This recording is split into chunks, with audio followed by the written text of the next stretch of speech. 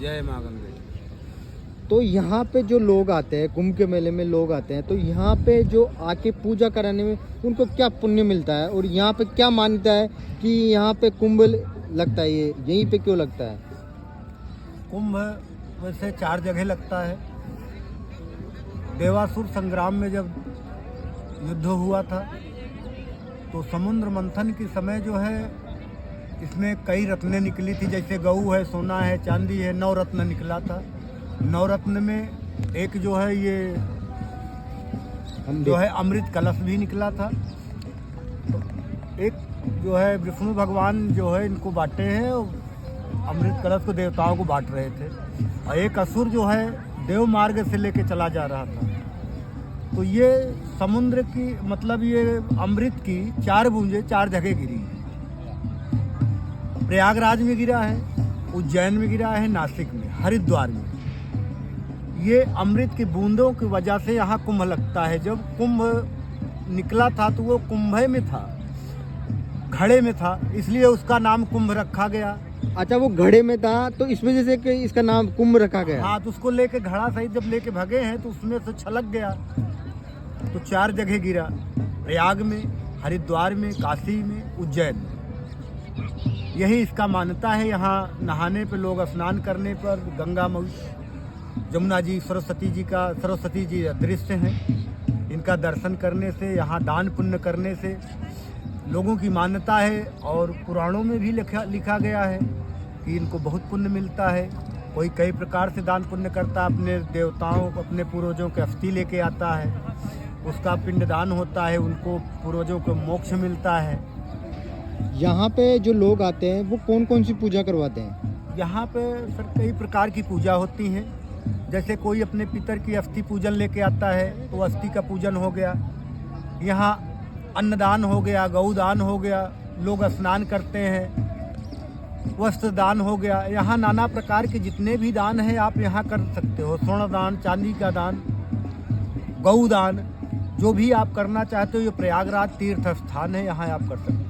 अच्छा, जो पहला स्नान होता है यहाँ कुंभ के अंदर, जी हाँ। उसकी क्या मान्यता है, थोड़ा बहुत उसके बारे में बताओगे? वो मकर संक्रांति का स्नान होता है। सूर्य और पृथ्वी जब मकर राशि में पड़ते हैं तो वहीं स्नान करने से लोगों को बहुत पुण्य मिलता है। और यहाँ तो उससे तो माघ 1 महीने में 4 स्नान होते हैं। पहला स्नान मकर संक्रांति का पड़ेगा, दूसरा अमावस्या का पड़ेगा, लास्ट स्नान जो है पूर्णिमा का पड़ता है। उसके बाद एक स्नान और पड़ता है शिवरात्रि का। शिवरात्रि जो है लोग यहाँ कल्पवास करते हैं, 1 महीना का कल्पवास होता है। पूसी पूर्णिमा खत्म होगा, पूसी पूर्णिमा के खत्म होने के 1 दिन बाद आदमी आ जाएगा, माघी पूर्णिमा तक रहता है। कोई त्रिजटा नहा के जाता है। 1 महीना का यहाँ कल्पवास होता है। अच्छा, यहाँ पे दुनिया के जितने भी साधु हैं वो स्नान करने के लिए इस कुंभ मेले में आते हैं? जी हाँ, यहाँ पाते हैं नागा साधु, कई अखाड़ा आते हैं यहाँ पर। ये तीर्थों का राजा प्रयागराज है। अच्छा, ये तीर्थों का राजा प्रयागराज है।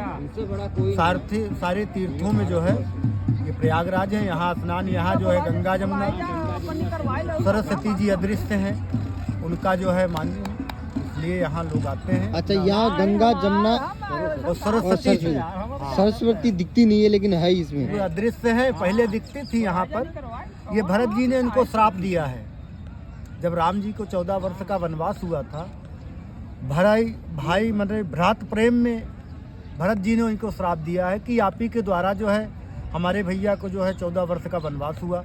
राजगद्दी तक तो ठीक था, मगर जो वनवास हुआ उसके लिए इन्होंने क्रोधित होकर सरस्वती जी को श्राप दी है कि जाओ, आज के बाद तुम अदृश्य रहोगी, दिखाई नहीं पड़ोगी। प्रत्यक्ष 2 ही नदी हैं। अच्छा, यहाँ पे जो यमुना नदी गंगा में मिलती है और आगे गंगा ही चलती है फिर? हाँ, आगे एक नदियाँ होकर जमुना जी लिफ्ट हो जाती ये दिल्ली आगरा से आपकी जमुना जी आती हैं, इधर से गौमुख से कानपुर से होकर आती हैं गंगा जी।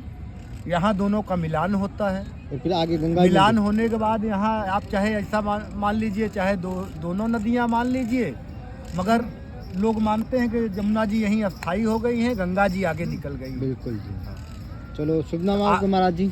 हमारा शुभ नाम भैया राम दुबे है। हमारा निशान है चरण पादुका का झंडा। 12 मास हम लोग यही कथा व्रत पूजा पाठ यही कराते यहीं हैं, यहीं पे कराते यहीं हैं। पे हम लोग करते चलो आपका बहुत बहुत धन्यवाद, आपका ये कीमती समय मैंने दिया और इतनी प्यारी कुंभ के मेले की इतनी प्यारी जानकारी दी। जय गंगा मैया। हैं। जय गंगा मैया।